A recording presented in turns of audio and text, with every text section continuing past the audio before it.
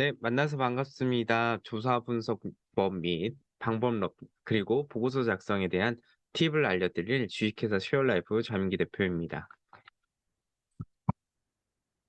저는 주로 대기업들과 함께 다양한 CSR이랑 교육 프로그램, 그리고 기획을 하고 있습니다. 또 지역에서는 퍼실리테이터나 아니면 축제 기획을 진행하기 때문에 다양한 현장 진행과 기획 프로그램을 진행한 바 있습니다.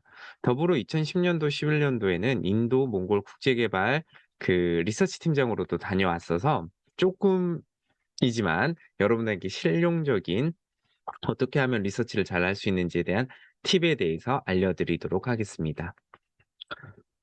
이렇게 좀 대면 강의로 해서 하면 참 좋을 텐데요. 아쉽게도 대면 강의가 아닌 점 양해 좀 부탁드리고요. 저는 지역에서 다양한 기업들과 함께 꼭 그 지역에 필요한 교육이 무엇인지 혹은 축제가 무엇인지 혹은 프로그램이 무엇인지 조사한 다음에 진행해 왔었습니다.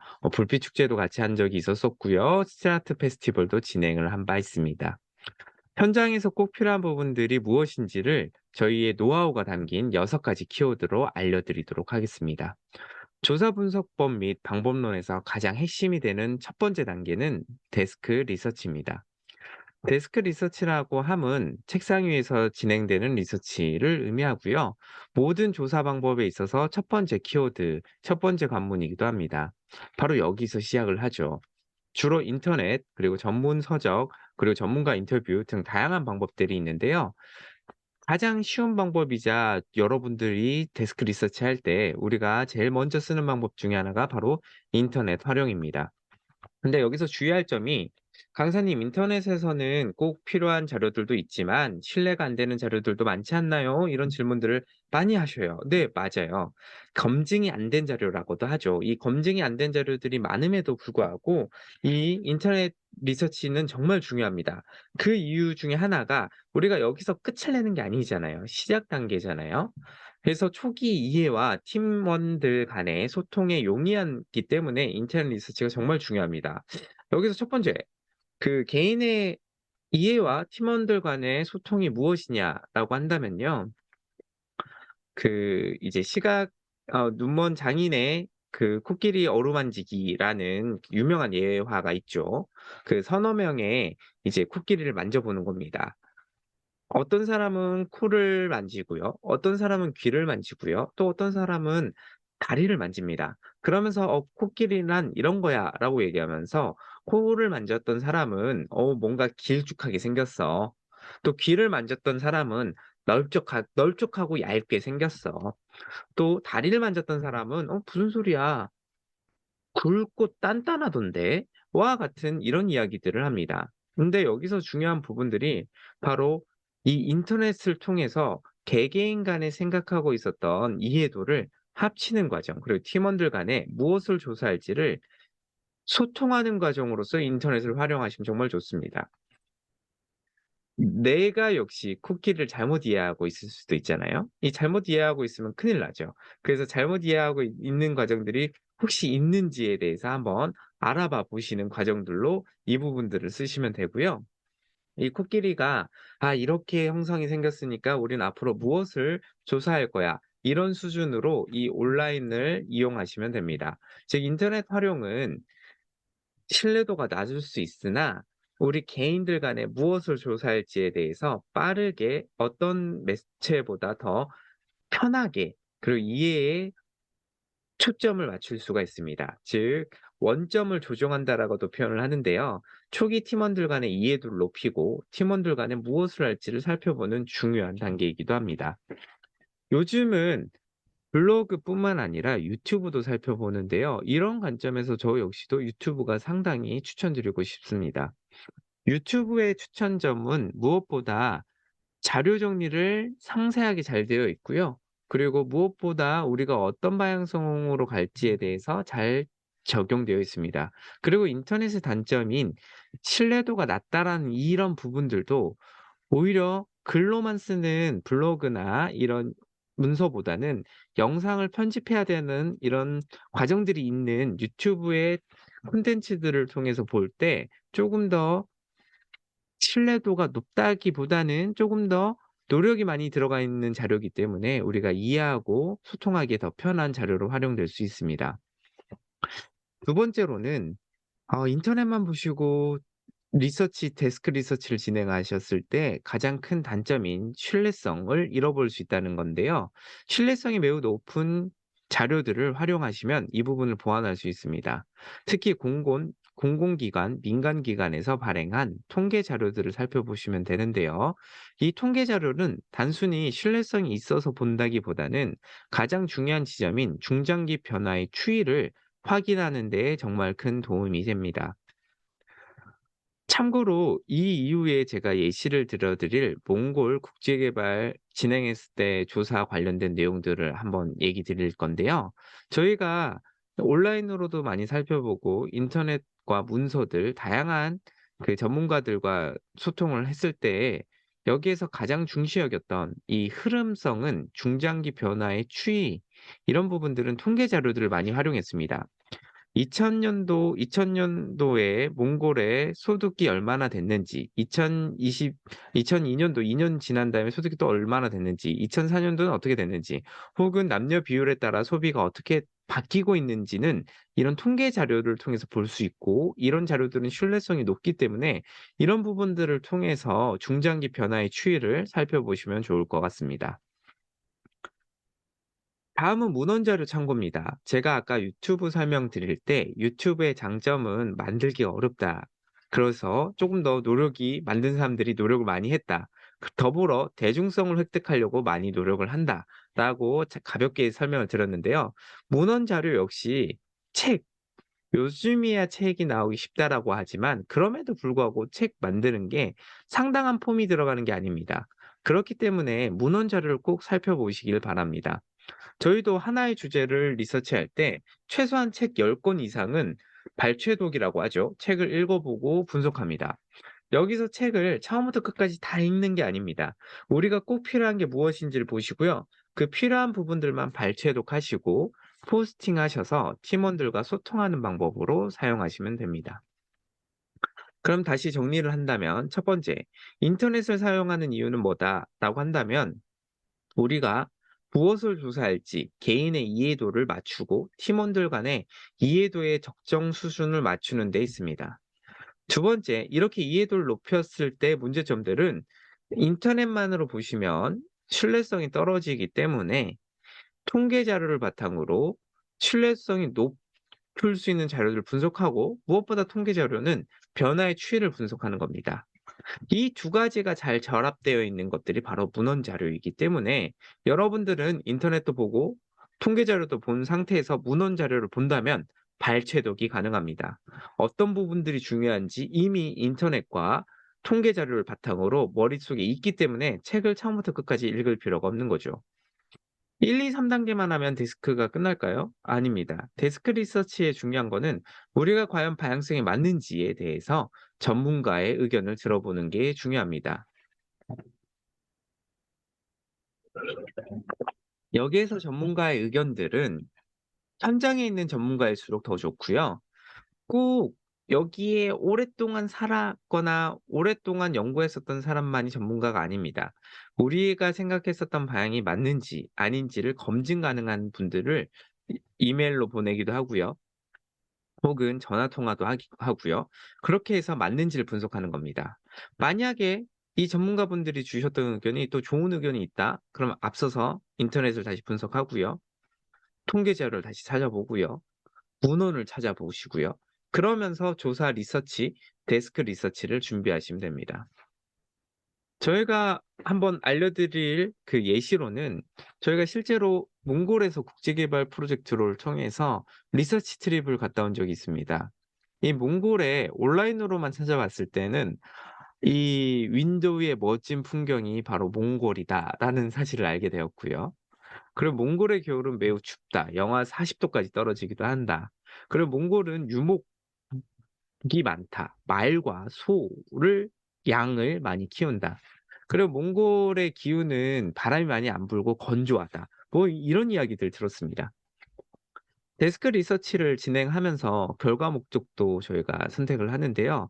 현장 실습 혹은 현장 리서치, 현장 트립을 가기 전에 가설을 세워야 됩니다. 이 가설 세우는 부분들은 조금 이따 더 살펴볼 텐데요. 2 차로 살펴볼 텐데요. 저희가 현장에 가서 무엇을 왜 조사할 것인지에 대해서는 이 세 가지 사업 아이템이 과연 될까를 분석하기 위해서 리서치 트립을 가게 되었습니다. 첫 번째는 몽골의 세탁소, 그리고 몽골의 사우나, 그리고 카페. 이게 과연 될까를 고민을 하기 위해서 리서치 트립을 갔다 왔고요. 리서치 트립을 할 때 온라인으로 살펴봤을 때 우리가 염두, 즉 데스크 트립 할 때 염두해야 되는 사항이 온도가 매우 낮다와, 그리고 전문가 인터뷰랑 진행했었을 때 게르 문화와, 그리고 마을과 마을 간의 거리가 멀다라는 부분들을 데스크 리서치를 통해 알게 되었습니다. 이렇게 데스크 리서치를 통해서 알게 된 사실을 바탕으로 문제 정의를 하셔야 됩니다. 이 문제 정의는 매우 중요한 이야기입니다. 문제 정의라고 함은 무엇을 우리가 조사할지, 그리고 어디서, 언제, 무엇을 조사할지, 그리고 왜 이것을 조사할지에 대한 이야기를 다루는 시간입니다.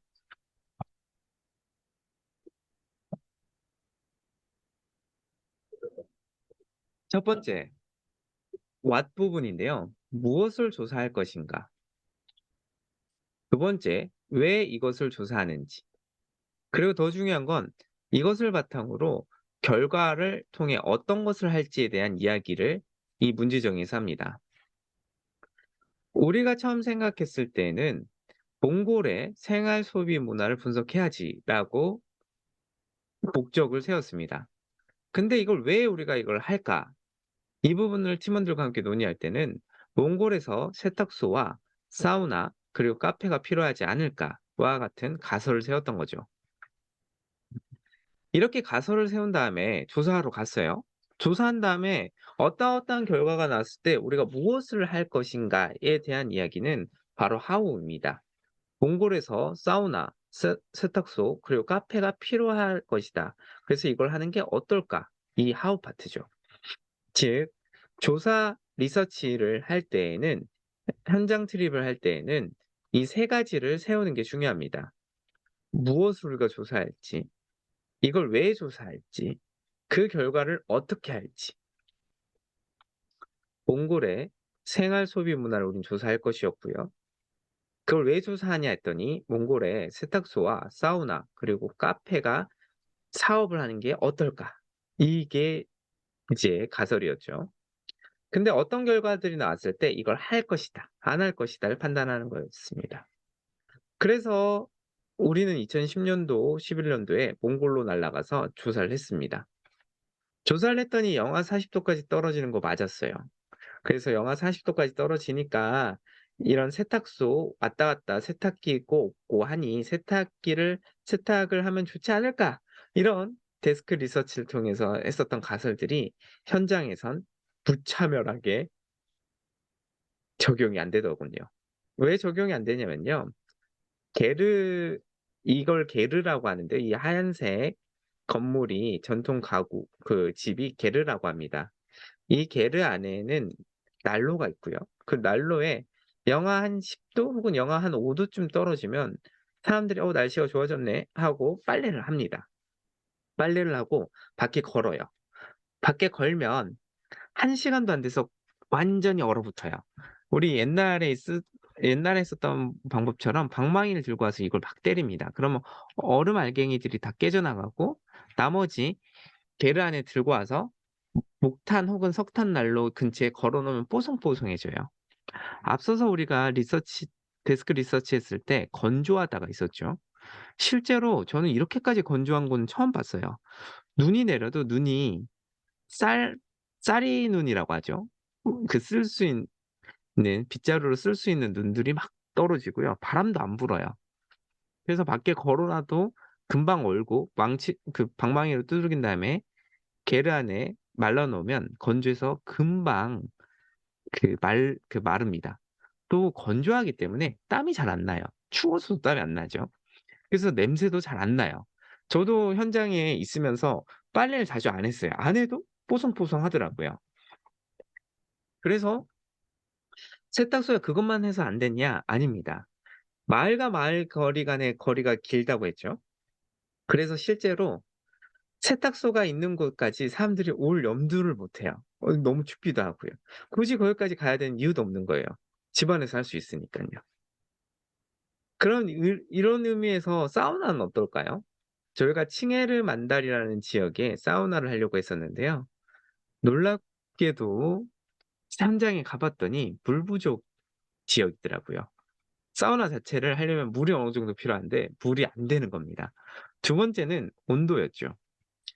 이 영하까지 떨어지는 이 온도가 사우나는 기본 40 도, 50 도, 60 도인데 영하까지 떨어져요, 밖은. 근데 40 도, 50 도까지 한다? 그리고 사우나를 즐기는 지역이 아니더라고요. 이런 곳에 사우나를 적용시킨다는 것 자체가 무리가 있더라고요. 그래서 사우나도 안 되게 되었습니다. 그럼 마지막, 저희가 3개 아이템이었죠. 세탁소, 사우나, 카페. 카페는 다행히 아주 인기 있는 사업 중에 하나더군요. 실제로 몽골에 다양한 대형 카페들도 있었어요. 그리고 그 거리가 먼에도 불구하고 카페를 일부러 찾아오더라고요. 그것도 20대 30 대들만 오는 것이 아니라 가족 단위로 많이 왔습니다. 그런 이유를 저희가 살펴봤더니 현장 조사를 했더니 마술사들이 있어요, 카페 내에. 그리고 다양한 공연들이 있어요. 이벤트들이 있어요.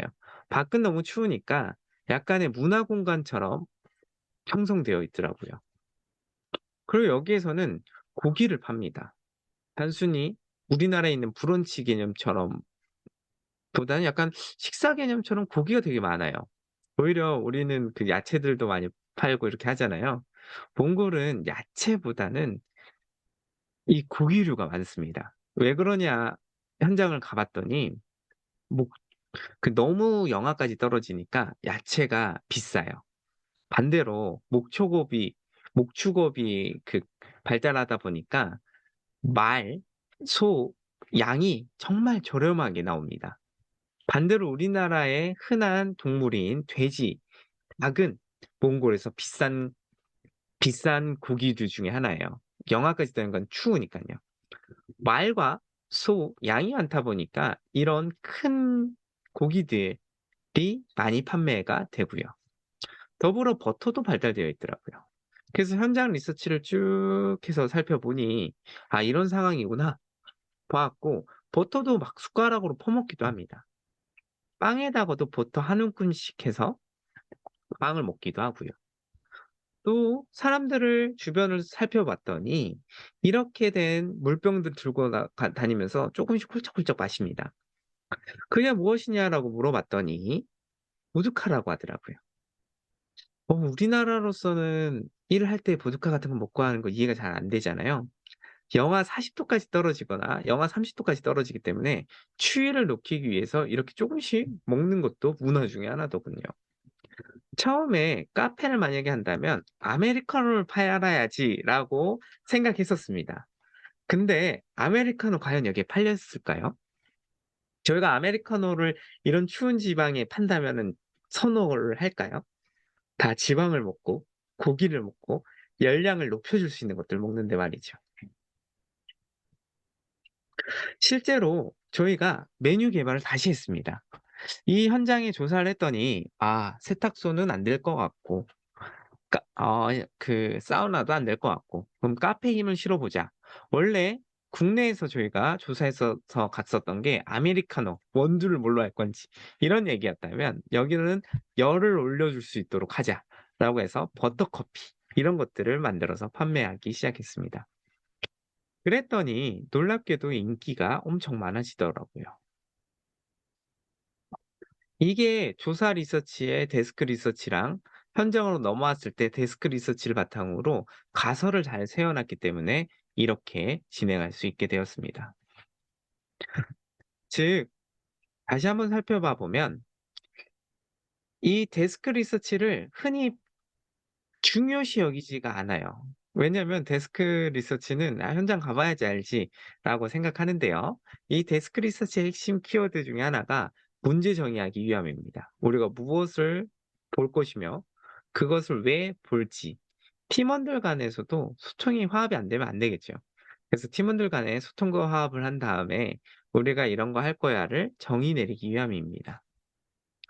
데스크 리서치의 핵심 키워드가 인터넷을 통해 보는데요. 인터넷은 신뢰도가 낮을 수밖에 없다. 맞아요. 다만 신뢰도가 낮은 걸 가지고 하는 것이 아니라요. 우리가 무엇을 조사할지, 나는 어떤 이해도를 갖고 있고 너는 어떤 이해도를 갖고 있는지 이해도에 대한 소통 방식과 이것을 조사할 거야라는 결과, 즉 how 혹은 why 혹은 what 부분들을 통합하기 위한 방법이죠. 거기에 약한 신뢰도는 통계자료를 통해서 올리고요. 문헌 자료들도 참고하시고요. 이게 제대로 맞는지 현장에 있는 분과 전화도 하고 이메일도 쓰면서 이 데스크 리서치를 취합하는 겁니다. 이렇게 해서 데스크 리서치를 취합한 다음에 문제 정의하는 거죠. 문제 정의는 다음과 같은 세 가지입니다. 무엇을 조사할 것인지, 왜 우리가 이걸 조사하는지, 그리고 그 how 조사 결과에 따라서 어떻게 할 것인지. 현장에 가서 데스크 리서치가 약해버리면 이 세 가지 가설이 없다면 우린 하염없이 조사만 하고 결과를 못 낼 수 있습니다. 그래서 무엇을 조사할지, 왜 우리가 조사하는지, 그 조사 결과값에 따라서 어떻게 할 것인지를 분석해 보셔야 합니다. 예시를 들어보면 몽골의 생활 소비 문화를 우리가 분석을 할 거야. 이거는 무엇을 조사할 거야를 데스크 리서치 할 때 이미 모아진 거예요. 그 이유는 가설을 세워야죠. 분명 사우나나 세탁소, 카페가 몽골에도 필요하지 않을까? 이걸 목적으로 이 부분만 리서치하는 겁니다. 20 대, 30 대가 어디서 노는지, 20 대, 30대 혹은 10대 혹은 40대 혹은 가족 단위로 세탁은 어떻게 하는지, 혹은 사우나 문화, 같이 씻는 문화가 있는지, 쇄신이라 하죠. 머리 감고 이런 걸 어떤 걸 쓰는지, 이런 거 없이 Y 부분이 없이 what 부분을 조사했다고 봅시다. 정말 다양한 것들이 조사가 가능하고 무한대로 조사가 되겠죠. 무한대로 조사가 되면 조사 인력 낭비, 시간 낭비, 돈 낭비, 다양한 낭비들이 있을 수밖에 없습니다. 그래서 이 Y 파트를 잘 하시고요. 그다음에 나온 결과값으로 냉정해야 됩니다. 우리가 처음 데스크 리서치 할 때는 분명히 사우나나 세탁소, 카페 3개 다 필요할 거야. 우리 지식은 그랬어요. 전문가들과 인터뷰했을 때도 필요하다고 얘기를 했어요. 그래서 현장에 리서치하러 가 봐야 돼요. 현장에 리서치해 봤더니 살펴봤더니 그게 아니었던 거예요. 이걸 어떻게 리서치하고 어떻게 받는지에 대해서 현장의 조사 방법에 대해서는 3 번과 4 번을 통해서 한번 봐 볼 거예요. 3, 4, 5를 통해서 한번 볼 건데 저희가 현장에 가서 봤던 게 영하 40 도까지 떨어졌어요. 그리고 물 부족이에요. 그럼 냉정하게 결과 how 어떻게 할 건가는 사우나를 안 할 거다. 할 거다. 세탁소를 할 거다. 안 할 거다. 혹은 카페를 할 건데 어떻게 수정할 거다가 이 조사를 앞서서 우리가 무엇을 조사할 건지에 대한 결과값을 활용하면서 써야지 효율적인 조사 방법이 되는 겁니다. 그랬더니 일반 아메리카노를 팔려고 했던 걸 이 버터를 섞은 커피를 판매하게 됐었던 이유이기도 하고요.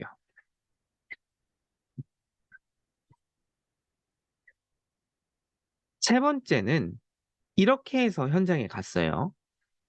이렇게 해서 현장에 갔으면 반드시 인터뷰 혹은 누군가를 찾아보고 만나보겠죠. 그 사람을 저희는 키맨이라고 합니다. 이 키맨은 한글말로 하면 핵심 관계자라고도 하고요. 이 핵심 관계자는 우리의 문제를 풀어줄 핵심 인물이라고도 합니다. 그러면서 협조적인 인물이어야 되기도 하고요.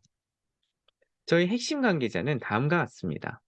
이 핵심 관계자는 우리의 궁금증을 풀어줄 사람이기도 하면서 우리에게 적극적으로 협조 가능한 혹은 핵심 관계자를 연결시켜 줄 사람을 우리는 찾아봐야 됩니다. 이분이 과연 누굴까? 가설도 세워봐야죠. 이거 가설 안 세우고 현장 가서 아무나 인터뷰한다? 매우 위험한 생각입니다. 이 사람이 과연 누굴까? 키맨이 누굴까를 조사하기 전 데스크 리서치 할 때 채워 놓으면 좋습니다. 혹은 이걸 위해서 전문가 인터뷰할 때 전문가에게 물어볼 때 "누굴 만나면 좋을까요?"를 물어보시면 좋고요. 여기서 가장 중요한 건 궁금증을 풀어줄 사람, 그 사람을 딱 만나면 제일 좋겠죠. 하지만 만나기가 어려워요. 그렇다면 적극적으로 협조할 사람을 찾는 게 제 첫 번째 추천입니다. 적극적으로 협조할 사람을 찾으면 자연스럽게 그분을 통해서 문제 해결도 가능하고요. 그게 어렵다라면 그분이 적극적으로 해결 가능한 사람을 찾아주실 겁니다.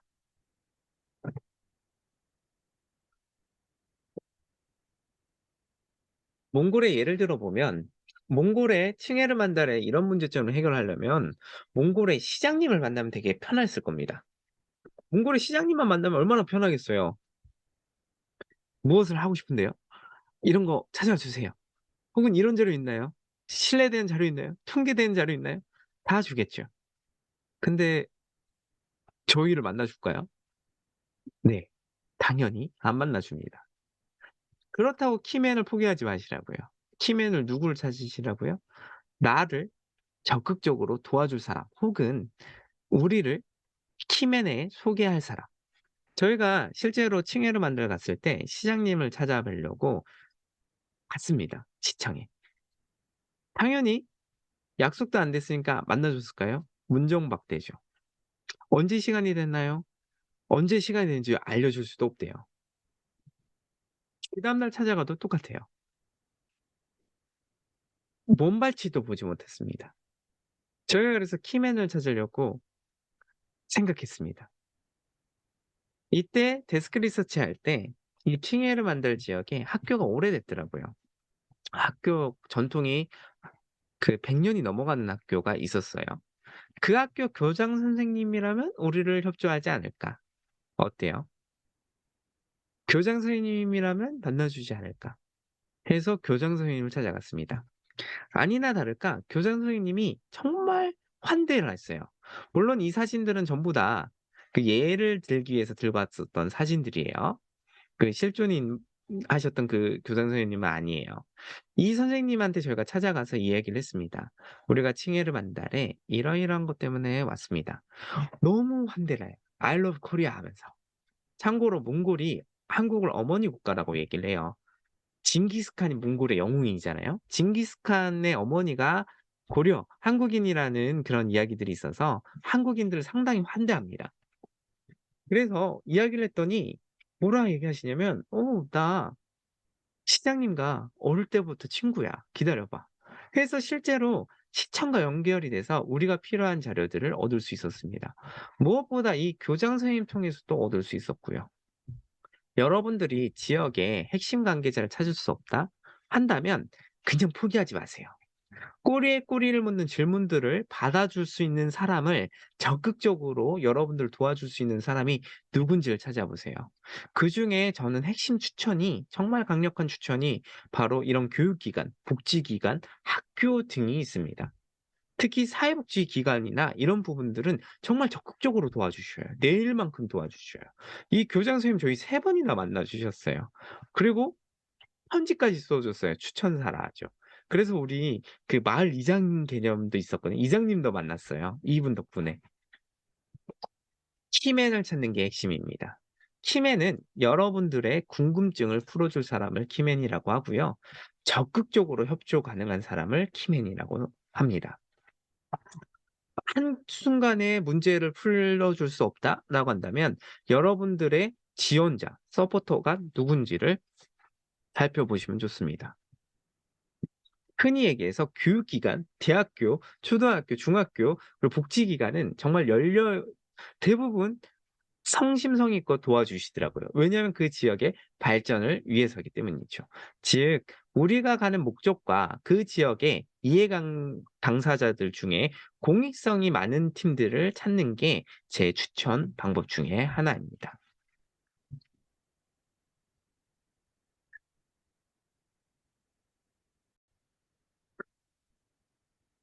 네. 네 번째는 5 What 혹은 5 Why라고도 하는데요. 흔히 얘기하면 꼬리에 꼬리를 물어보기입니다. 꼬리에 꼬리를 물어 질문하기인데 하나의 질문을 받고 끝나는 것이 아니라 거기에 키워드에 맞춰서 질문을 해 보는 거예요. 저희가 실제로 몽골에 아까 이야기했던 것처럼 "몽골에 사우나가 필요할까요?" 라고 질문을 했을 때 "사우나가 뭐예요?" 라고 이야기를 합니다. 그 이제 교장 선생님이 그러면 사우나가 뭔지 저희가 설명을 해 드려요. 따뜻하게 하는 거 말이죠. "혹시 몽골에도 따뜻하게 하는 게 있나요?" 게르가 있다고 얘기하시더라고요. 그럼 게르가 뭔가요? 게르에 대해서 원형집이고요. 거기는 시계 방향으로 개별 사적 공간들이 있습니다. 근데 가운데에 난로가 있습니다. 그래서 "난로가 따뜻해요."라고 얘기하시더라고요. 난로가 어떤 것 때문에 따뜻한가요? 어떤 생활 문화가 있나요? 그래서 어떻게 되죠? 와 같이 꼬리에 꼬리를 물어서 물어보는데 여기에 물어볼 때 중요한 거는 그 어젠다 중에 핵심 키워드예요. 게르의 난로가 가운데에 있는 거 우리가 다 아는 건데 방 안에 난로가 있는 거 다 아는 부분인데 어떤 게 다른지가 궁금한 거예요, 우리 한국 문화와. "어떤 게 다르죠?"라고 물어보면 그분들은 우리 문화를 모르기 때문에 어떤 게 다른지 얘기하기가 어려워요. 그래서 저희가 "난로는 어떤 거를 연료로 쓰죠?" 했더니 "나무와 석탄을 쓴다."고 하더라고요. 그럼 저희가 질문할 게 뭘까요? "나무 쓰는 이유와 석탄 쓰는 이유는 뭔가요? 언제 나무를 쓰고 언제 석탄을 쓰나요?" 우리는 대부분 가스를 쓰거나 전기를 쓰죠. 그럼 언제 쓸까요? 추울 때 쓰죠. 뭐 이런 질문밖에 없잖아요. 근데 여기서 물어봤더니 나무는 한번 떼면 정말 급속도로 확 뜨거워진대요. 그런데 단점이 한 서너 시간 되면 나무는 다 타서 없어진대요. 그래서 잠자기 전에 한번 나무로만 집어넣고 자 버리면 한 3-4 시간 뒤에 영하까지 막 떨어질 수 있다는 거예요. 그래서 석탄을 쓰는데 그 석탄을 썼을 때는 따뜻한 게 나무보다는 훨씬 떨어지지만 비교적으로 떨어지지만 오랫동안 간다는 거예요. 그래서 나무를 잠자기 전에 한 서너 시간용으로 같이 떼 놓고 석탄도 같이 밑에 넣어 놓은대요. 그럼 나무가 다 탔을 때 온도가 확 올라간 다음에 석탄이 은은하게 따뜻하게 해 주기 때문에 온도가 확 높아졌을 게르의 온도를 유지하는 데 쓰여진다고 하더라고요. 5 왓을 물어볼 때 또 중요한 게 아무거나 다 5 왓으로 물어보면 우린 시간이 없습니다. 이 인터뷰어 즉 질문을 받아주시는 대상자분들도 바쁜 시간, 귀한 시간 쪼개서 우리를 만나 주신 건데 우리가 궁금하다고 다 질문을 하시면 질문이 안 될 수 있어요. 그래서 시간이 중요하기 때문에 한 대상자들 중 통해 대부분 한 30분 정도 질문을 하면 집중력이 제가 보기엔 딱 좋은 시간인 것 같아요. 그러면 이 30분 정도 할 때 중요한 게 구분을 해야 돼요. 우리가 알고 있고 여기도 알고 있는 건 굳이 물을 필요가 없어요. 그걸 기본적으로는 데스크 리서치 할 때 하시는데 중요한 게 데스크 리서치에서 우리가 알았던 지식이 여기에도 맞느냐 이건 또 다른 이야기잖아요. 그래서 세 가지를 한번 찾아볼 겁니다. 자연적 상징. 어디서 많이 들어봤는데요. 우리 고등학교 때 배웠었던 중학교 때 배웠었던 국어 이야기 중에 하나예요. 예를 들어 보죠. 여기에 불이 있습니다. 여러분 불은 따뜻한가요? 차가운가요? 따뜻하죠. 만지면은 뜨겁죠. 그럼 이 불 같은 성격아 라고 한다면 열정적이고 타오르고 감정적일 수도 있고 그리고 무엇보다 열심히 사는 사람을 불 같다 얘기하죠. 이게 몽골에선 다른 의미로 쓰일까요? 아니요.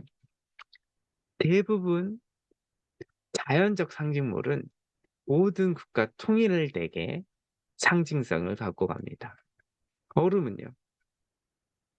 눈 같은 성격, 차가운 성격, 냉정하고 이성적이고 냉철하고 감정보다는 뭐 판단을 앞세울 수가 있고. 즉 자연적 상징물은요. 설명하지 않아도 모두 공감하고 이해하는 것. 전 세계 대부분 공통으로 설명할 수 있는 것. 이런 것들을 계속 질문하다 보면 템포가 늦어지고 우리도 지루해질 수 있어요. 우리도 다 아는 내용이기 때문에. "불은 왜 뜨거운가요?" 이런 질문들을 하면 안 되는 것처럼요. 근데 이걸 얘기를 안 해 놓으면 나도 모르게 질문을 할 때가 있어요. 그래서 우리가 어떤 질문지를 리스트를 할 건지 고민하실 때 바로 이 자연적 상징물과 같은 것들을 질문하지 않을까를 주의하셔야 돼요. "따뜻한 물로 씻는 거 좋지 않을까요?" 이런 질문들이요. 당연히 좋죠. 겨울에 따뜻한 물 나오면 안 좋은 데가 있나요? 근데 이런 질문들이 아니라 그 지역의 특수성을 갖고 있는 것들이 무엇인지를 보고 왜 그렇게 하는지 물어보셔야 돼요.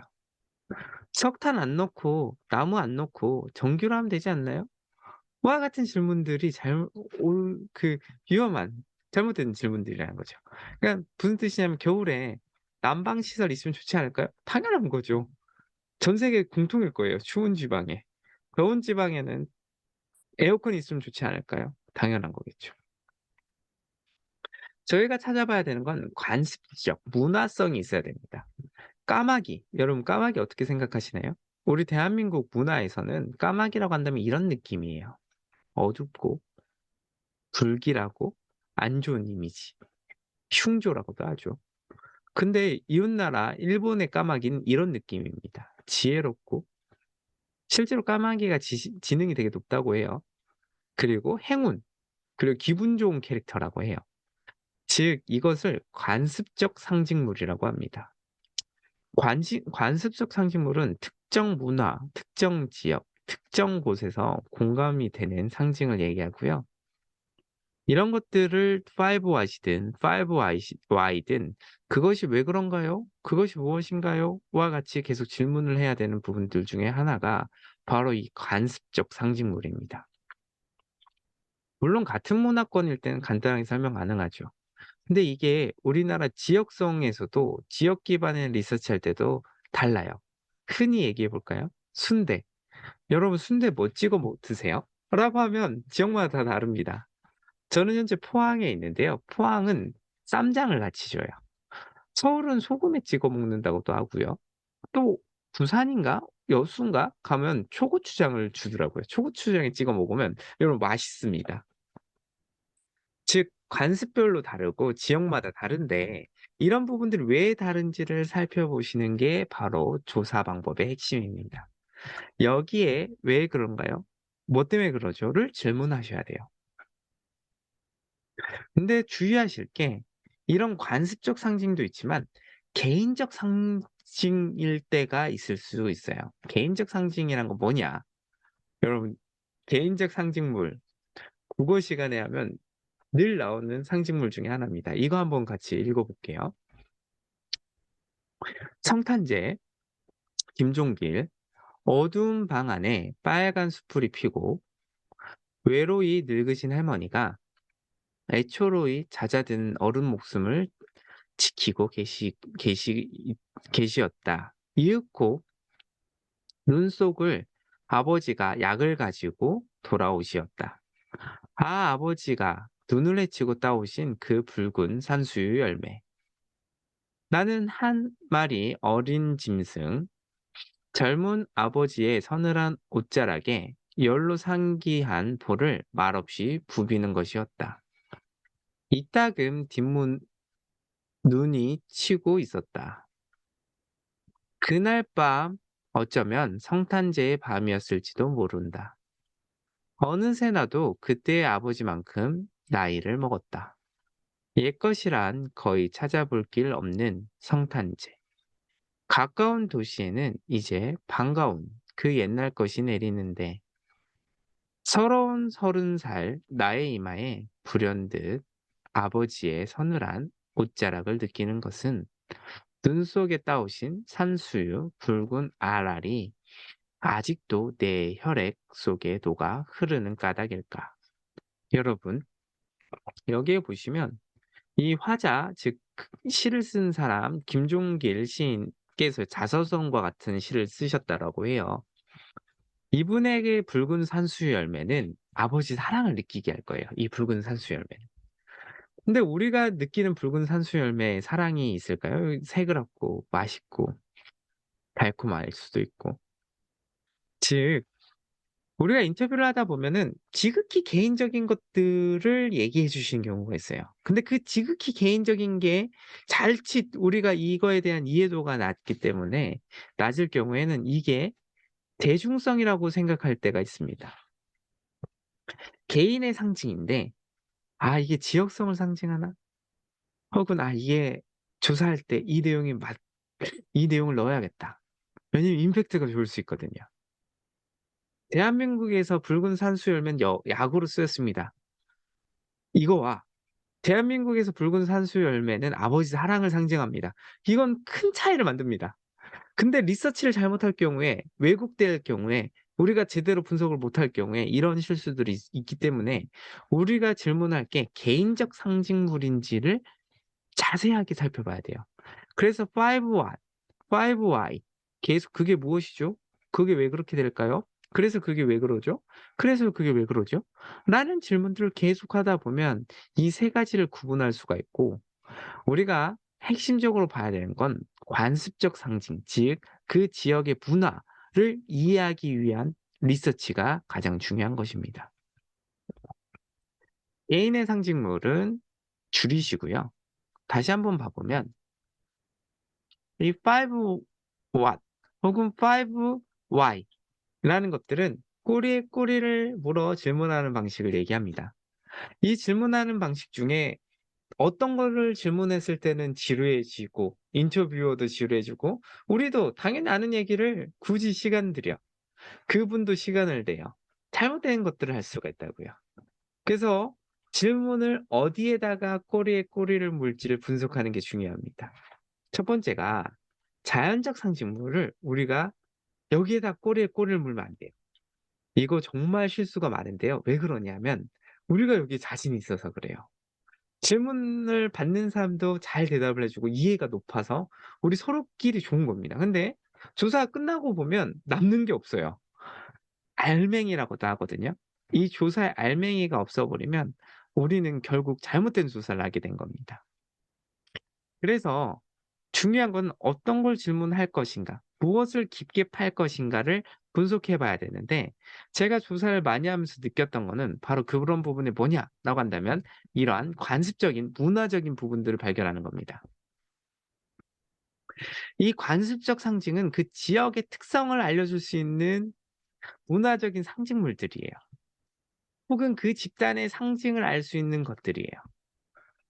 그곳이 왜 그렇게 움직여야 되는지를 판단할 수 있는 기준점들이 돼요. 이런 문화성적인 부분들을 잘 파악하는 게 리서치, 지역 리서치의 혹은 현장 리서치의 혹은 현장 트립의 핵심 중의 핵심입니다. 근데 이것과 비교해서 가장 주의를 가져야 되는 게 소수의 인터뷰어만 할 경우에 문제는 이러한 개인적 상징에 우리가 실수할 수가 있어요. 인터뷰어는 내가 아는 부분들을 다 설명을 해 주는 거예요. 근데 그 얘기를 들었을 때 되게 임팩트가 있고 좋아 보여요.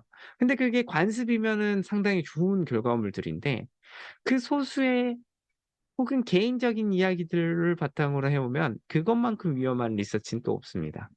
그래서 이게 무엇을 상징하는지를 질문자 깊게 질문을 할 꼬리를 물어 할 때 우리가 개인적 상징인지 관습적 상징인지 자연적 상징인지 보셔야 돼요. 자연적 상징은 우리가 알 수가 있습니다. 나도 알고 있고 공통이에요. "물은 뜨겁다." 같은 거예요. 근데 여기에 우리가 다 아니까 너무 그것만 물어보면 안 돼요. "겨울에 춥죠?" 당연한 거죠. "여름에 덥죠?" 당연한 거죠. "더울 때 에어컨 있으면 좋지 않을까요?" 당연한 거죠. 그게 아니라 "왜 겨울에 그렇게 하시나요?"를 물어봐야 돼요.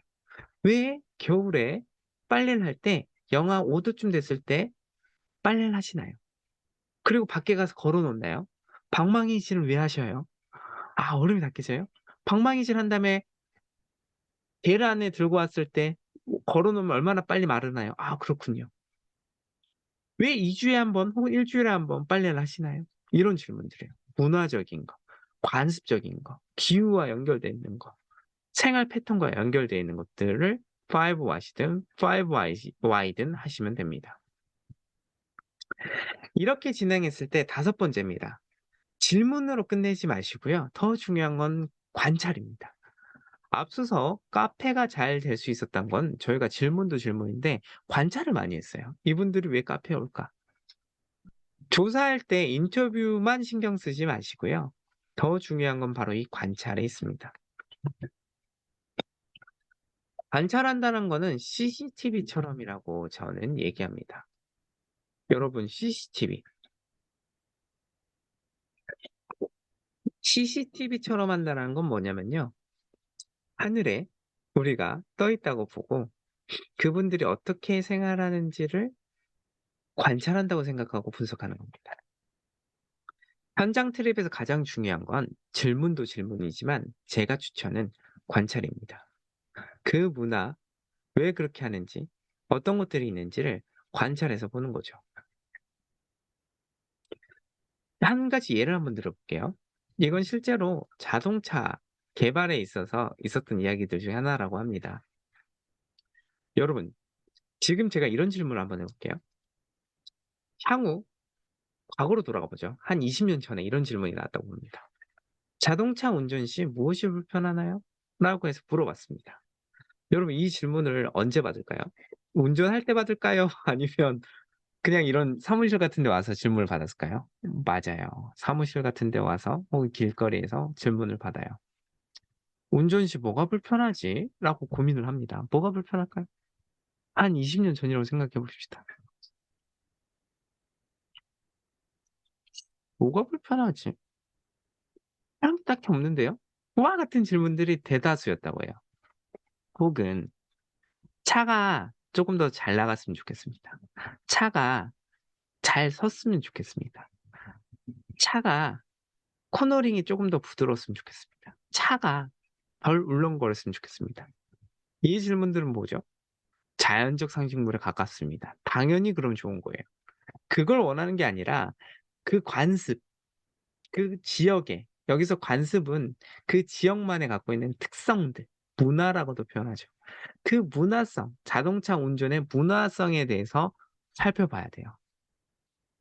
어떤 문화적인 특성들이 있을까? 이걸 보는 겁니다. 그래서 "자동차 운전 시 무엇이 불편한가요?" 라고 질문받았을 때 답변이 정해져 있어요. 생각을 해야 돼요. 여러분들도 한번 다시 제 질문해 볼게요. 자동차 운전할 때 뭐가 불편한가요?" 이 질문이 겨울에 질문을 했다고 합니다. 20년 전으로 돌아가 봐요. 아직 개발된 신기술들이 막 편의 시설들이 개발 전이었어요. 그래서 '아 뭐가 불편하지?' 답변들이 많이 와요. "좀 추워요." 추워요. 어떤 것들이 추우면 어떤 것들이 필요할까요? 좀 따뜻했으면 좋겠어요. 히터 이미 있는데. 히터 개발되어 있는데. 그래서 이 자동차 업계들이 차량에 볼 수 있도록 CCTV처럼 달아 놨다고 해요. 했더니 겨울에 봤더니 자동차를 운전하시는 이분이 차를 이렇게 하는데 추운 겁니다. 추워서 이렇게 해요. "아이 추워." 그러면서 이 추워 가지고 손을 할 때 장갑을 막 끼는 겁니다. 장갑 끼는 장면이 영상에 찍혔어요. 그래서 뭘 만들었냐? 열선 핸들을 만들었다고 합니다. 즉 질문을 들을 때는 "핸들이 차가워요."를 질문자는 그때 기억을 못 하는 거예요. 이건 당연한 거예요. 여러분들도 20-30년 지나갔을 때 "지금 뭐가 불편하세요?" 하면 차가 너무 추워요." 추상적으로 얘기하는 거지 구체적으로 뭐가 추운지는 CCTV 찍듯이 보셔야지 알 수 있습니다. 실제로 CCTV 찍듯이 보니까 이게 왜 추운지를 알게 된 겁니다. 그래서 열선이 만들어져서 이거 지금 우리가 쓰고 있는 그 열선 따뜻하죠. 그랬더니 또 질문을 합니다. 왜 여름이에요? 자동차 운전 시 무엇이 불편하나요? 질문을 똑같이 받았는데 이 경우도 달라지는 게 없어요. '내가 무엇이 불편하더라?' 고민을 합니다. '내가 무엇이 불편하지? 무엇이 불편한 게 없는데.' 더워요. 에어컨이 있잖아요. '그렇네. 에어컨이 있으니까 뭐가 뭐 딱히 없는 것 같은데요?' 와 같은 질문들이 나오는 겁니다. 이것도 CCTV 찍듯이 봤더니 더워서 막 이렇게 하고 "아 더워. 등에 땀이 배겨." 이런 모습들을 발견한 겁니다.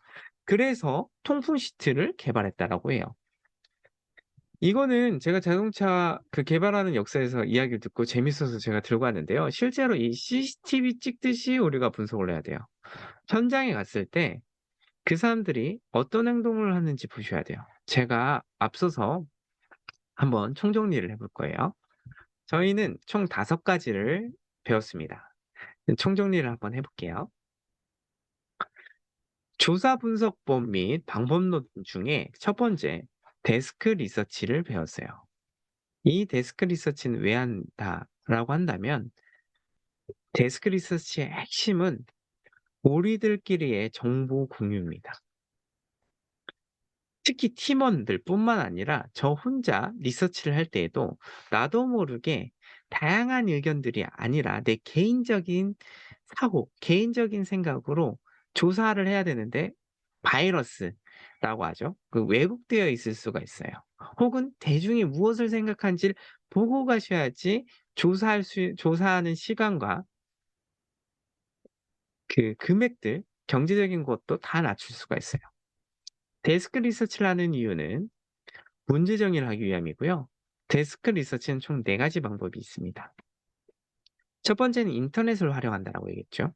이 인터넷을 활용할 때 핵심 중에 핵심은 뭐냐? 나의 이해도를 우리 팀원들과 공유하고 그 이해도에 맞춰서 문제 정리하기 위한 방법입니다.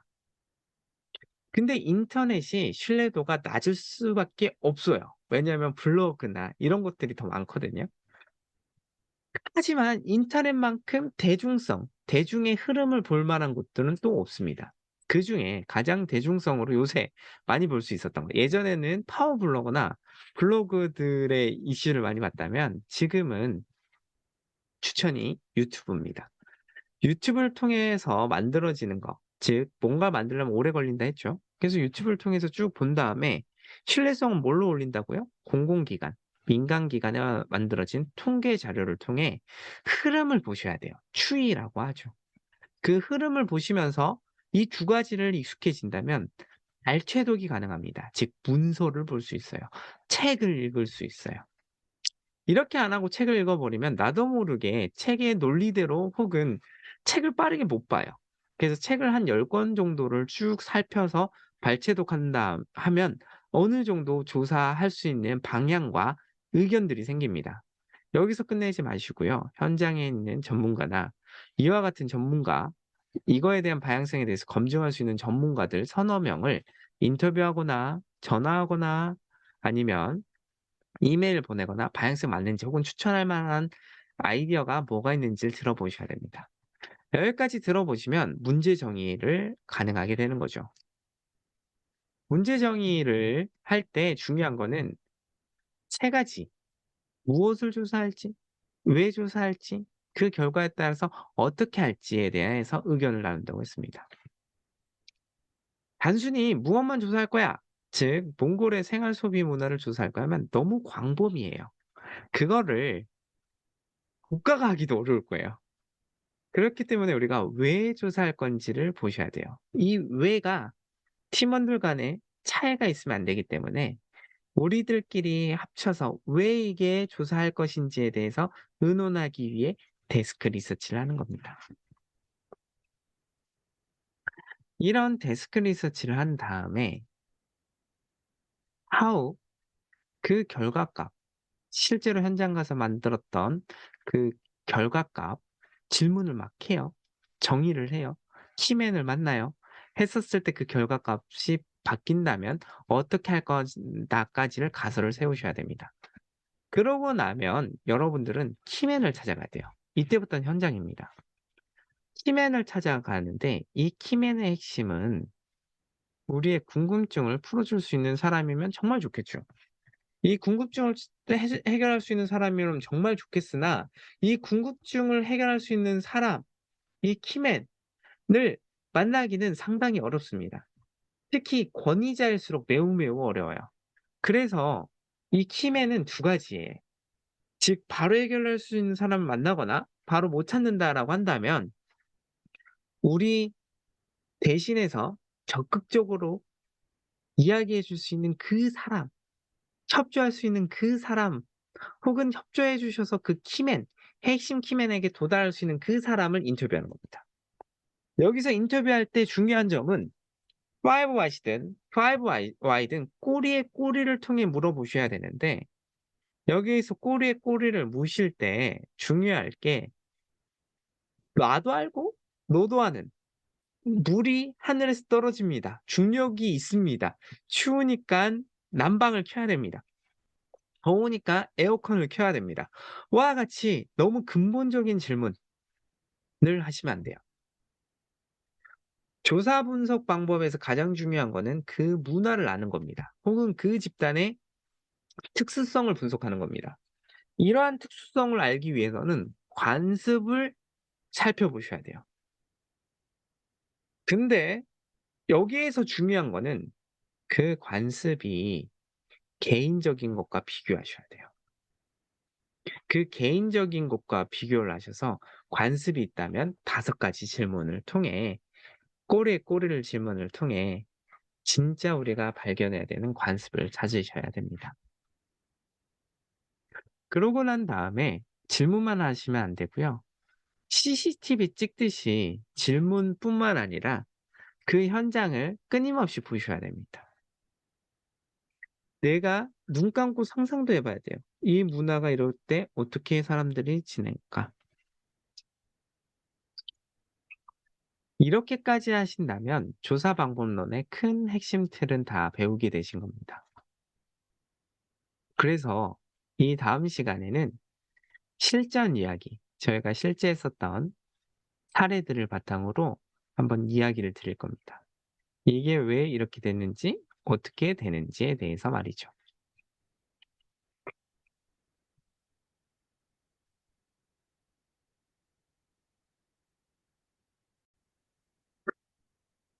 네. 조사를 한 다음에는 보고서를 써야죠.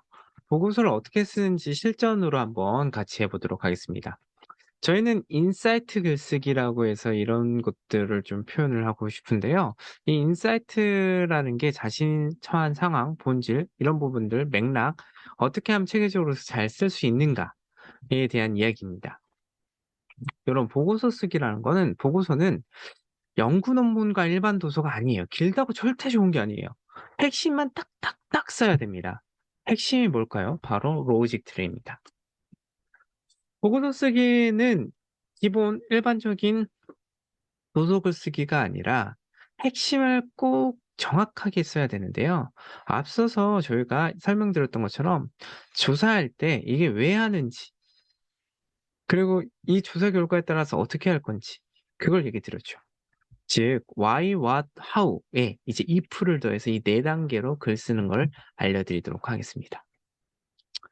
보고서에 글 쓰는 설정 및 구상은 로직 트리에 있습니다. 로직 트리라고 함은 로직을 어떻게 구성할 것인가에 대한 이야기인데요. 이 로직을 구성할 때 중요한 부분들은 이 4단계입니다. 이 로직 트리는 참고로 버니스 메카시 교육학자가 에듀케이션 툴로 만들었습니다. 그걸 비즈니스 툴로 들고 와서 포맷이라고 해서 각 저희가 알려드리는 방식이고요. 이 로직 트리는 다음과 같이 뿌리로부터 나무가 되는 형식으로 되어 있습니다. 후, 뿌리가 된 거, 이거 누가 읽을 것인가? 누가 읽을 것인가에 따라서 글을 어떻게 쓰는지도 크게 달라지겠죠. 그리고 문제가 뭔데? 문제정의. 그래서 솔루션 어떻게 할 건데? 그래서 뭐 할 건데? 그리고 액션 어떻게 할 건데? 그리고 예상된 결과가 뭔데? 이렇게 나가십니다. 앞서서 제가 설명드렸던 거 혹시 기억하실까요? 우리가 조사하러 나갈 때 가정을 하죠. 본질 정의를 하죠. 이거 무엇을 조사하러 갈 건데 왜 하러 갔냐? 어떻게 그 결과값에 따라 어떻게 할 거냐? 그 어떻게 할 거냐를 정확하게 잘 작성하는 게 바로 이 보고서의 핵심입니다. 여러분들이 조사한 다음에 팀원들이 읽을지, 누가 읽을지, 상급 기관이 읽을지, 혹은 관공서가 읽을지, 그거에 따라서 달라지는, 한눈에 올 수 있도록 진행을 해 주셔야 되고, 각 단계들은 why, 왜 중요한데, 그리고 무엇에 대해서 개념화할 건데, 이 생각의 개념화가 되면 어떻게 할 건데 액션으로 갖고 그 액션의 결과값이 무엇이 됐는데 즉 왜 이게 중요한지 필링 감정적인 부분입니다. 내가 이걸 왜 연구하게 됐는지 처음 우리 문제 정의했었던 파트를 작성해 주시면 되죠. 조사할 때 우리는 무엇을 조사할 거다에 그다음 단계가 왜 조사할 거다가 바로 이 Y 파트입니다. 처음에는 무엇을 조사한다부터 설명하고 왜 조사한다 뒤로 나왔죠. 보고서 쓸 때는 우리는 무엇 때문에 조사하러 나갔다 먼저 쓰시면 됩니다. 이 무엇 때문에 조사하러 나갔다고 생각을 했었을 때 왜 우리가 예를 들어 보면 우리가 몽골에 카페랑 이런 것들을 좀 만들고 싶어. 그래서 우리가 이걸 조사하러 갈 거야. 이게 왜 중요하냐면 이런 걸로 갔을 때 확장할 수가 있어. 와 같이 생각들. 우리가 심사숙고해서 그러면 우리가 세탁소, 카페, 목욕탕, 사우나 시설을 하기 위해선 이런 것들이 중요해서 갈 거야. 지식의 전달, 개념화 단계죠. What. 무엇을 우리가 연구했고, 무엇을 우리가 리서치했고. 그 리서치하고 개념화했었던 그 결과가 이거야. 그래서 결과가 우리는 어떻게 해야 되는데 how 어떻게가 중요한지 how 어떻게 우리가 액션을 취할 건데가 바로 이 파트에서 작성됩니다. 그래서 우리는 사우나랑 세탁소는 안 하고 커피숍을 중심적으로 할 거고 그 커피숍에서 만들어지는 음료들이 열량이 높은 걸 할 거야. 현실에 어떻게 적용을 할 건데까지 적어 그 결과가 뭔데가 나와지는 거죠. 로직 트리를 하다 보면은 팀원들 간에 자주 하는 강점들이 다를 때가 많습니다. 그 강점들이 어떤 것들을 선호하냐에 따라 달라지는데요. Y 유형 같은 경우는 이유, 왜 해야 돼? 이런 말을 자주 합니다. 이거 왜 해야 돼? 왜 해야 될까요? 왜 해야 돼? 이 경우에는 Y를 중심적으로 잘 설득하고 보고서를 쓰도록 해야 돼요. 이 부분은 제가 아까 얘기했죠. 누구에게 보여줄 것인가? Y 유형에게 설득을 하려면 왜 해야 되는지 강조를 해야 되고요. What, 일의 개념과 종류를 중시 여기는 팀들은 그래서 뭘 할 건데, 뭐 조사할 건데, 어떤 부분들을 개념화할 건데. How 유형은 그 조사에서 무엇을 할 건데, 액션 파트가 있죠. 그래서 어떻게 하는데? If 유형은 그거에 대해서 얻어지는 가치가 뭐야? 결과 중심이겠죠. 그래서 여러분들 보고서 작성할 때 이 네 가지는 모두 다 담아 주셔야 돼요. 어느 한 유형만 보진 않으니까요. 이걸 위해서 작성하실 때 로직 트리부터 작성하셔야 됩니다.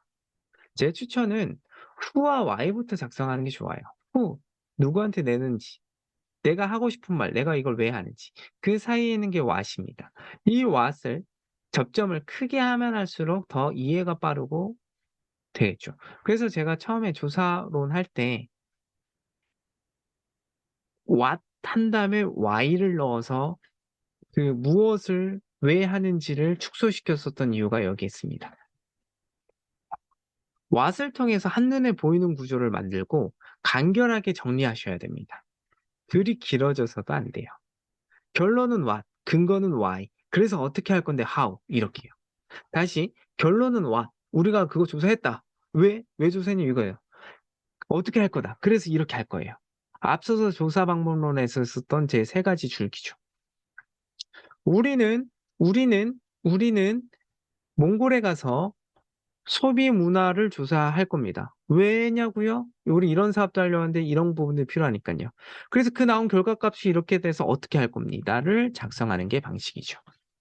로직 트리를 할 때 바로 이렇게 why, who, why, what, how, if를 쓰시면 됩니다.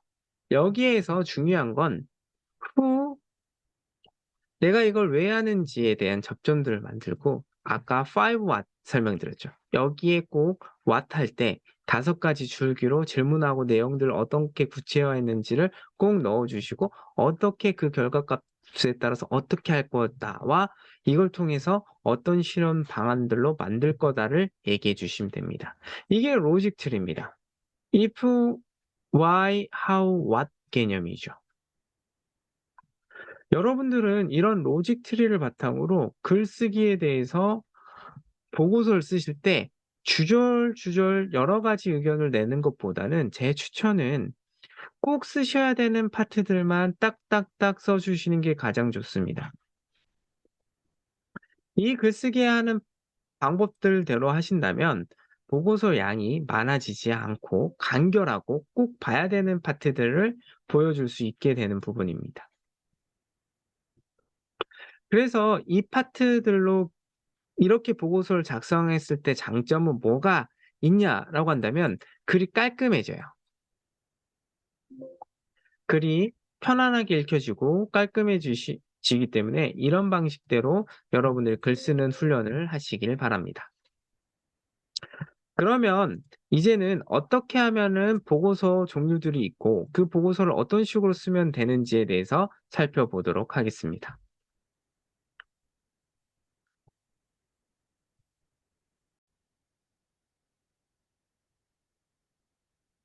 네. 다음은 우리가 보고서는 요약 보고서, 감상 보고서, 연구 보고서, 조사 보고서, 실험 보고서가 있습니다.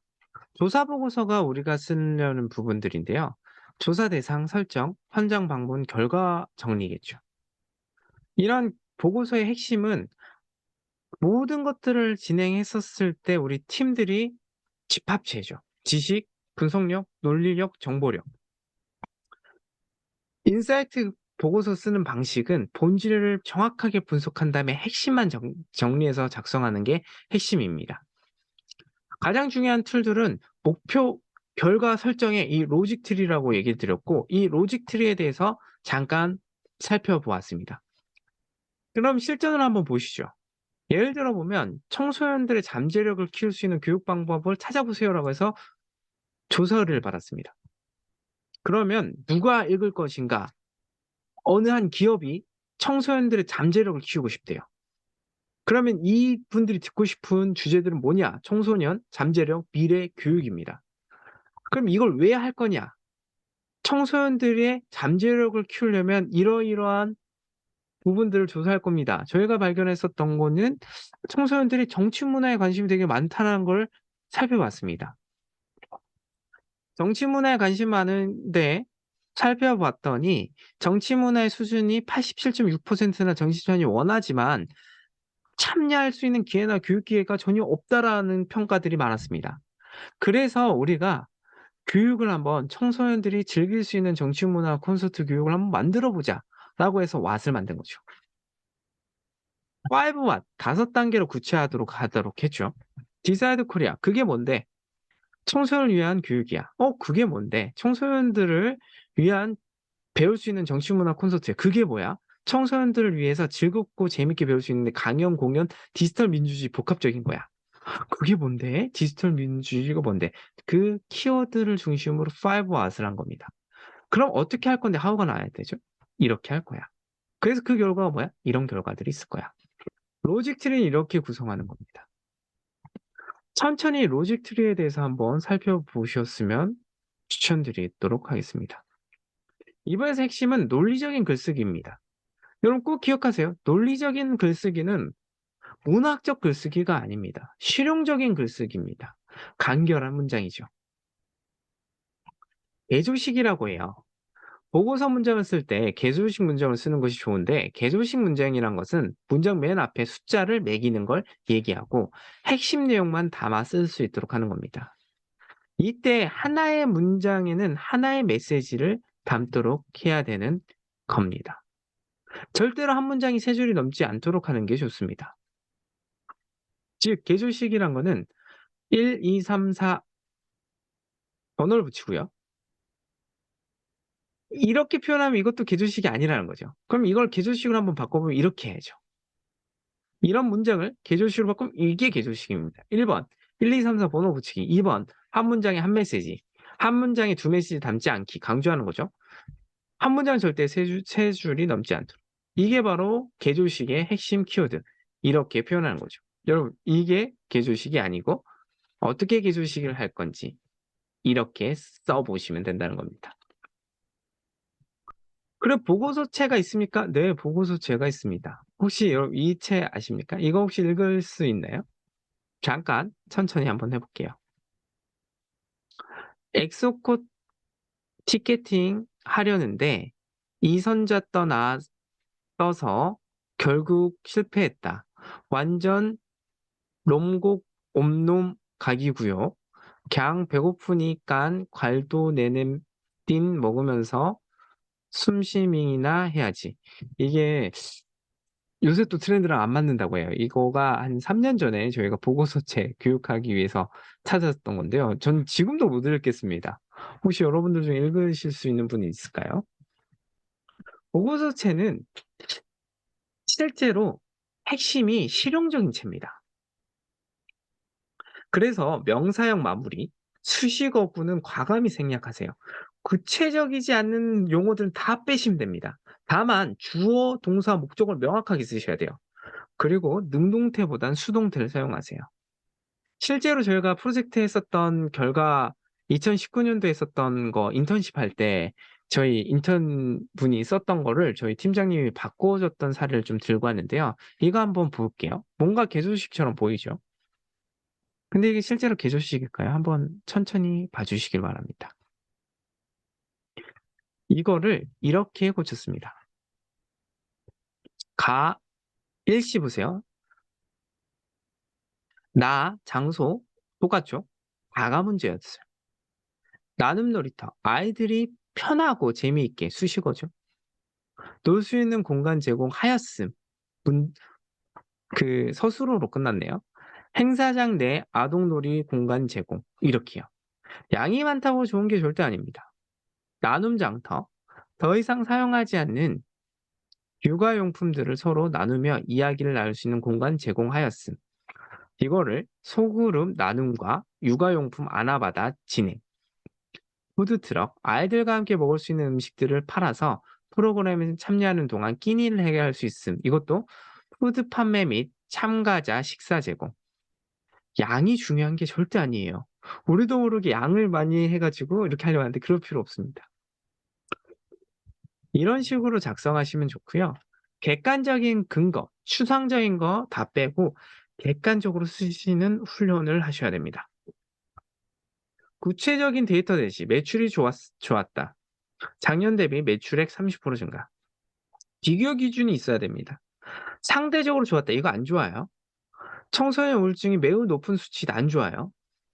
청소년 우울증 OECD 국가 중 1위. 이렇게요. 판단의 기준을 제시하셔야 돼요. 긍정적인 반응을 얻었음이 아니라 설문조사 결과 70%가 긍정으로 판단하였음. 혹은 저희가 키맨을 만나서 인터뷰를 했죠. 키맨을 만나서 인터뷰할 때 어떠한 의견을 줬음. 이렇게 작성하면 좋죠. 보기 좋게 쓰시기 위해선 읽기, 이해하기 편한 글쓰기이고요. 전문 용어들은 각주로 넣어주시면 됩니다. 숫자 그래프로 하셔야 되고요. 표절은 꼭 피하셔야 됩니다. 인용과 각주는 꼭 넣으셔야 되고요. 각주 다는 법과 표절 피하게 하는 방법들은 이런 데 있습니다. 저희는 다음과 같은 자료들을 참고했습니다. 대통령 보고서, 청와대 비서실 보고서 작성법, 한 장 보고서의 정석, 기획의 정석, 보고서의 법칙, 150년 하버드 글쓰기, 포맷 강의법.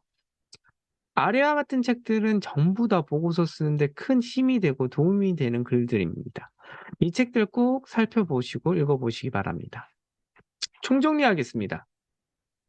저희가 진행했었던 것들 중에 핵심은 바로 이 로직 트리 있습니다. 여러분들이 조사하는 방법들 역시도 보고서를 쓰기 위함이고 이 로직 트리를 작성하기 위함일 겁니다. 여러분들은 이 보고서를 작성하기 위해 어찌 보면은 조사를 하러 현장에 리서치하러 갔을 수도 있습니다. 그러면 리서치와 보고서가 한 궤를 이뤄서 같이 가 주셔야 됩니다. 그러기 위해선 이 로직 트리에 대한 이해도가 있으셔야 되고 이 로직 트리 방식으로 글을 쓰셔야 됩니다. 여러분들이 조사하기 위해 데스크, 리서치를 통해 문제 정의를 하시죠. 그 문제 정의는 무엇을 볼지 what, 이걸 왜 할지 why, how, 어떻게 그 결과값에 따라 액션을 취할지를 정리하기 위해서 했습니다. 그러고 문제 정의를 끝난 상태에서 이제 현장에 갑니다. 현장에 가서 그냥 가는 것이 아니라 이해관계자, 핵심 키맨을 찾으셔야 됩니다.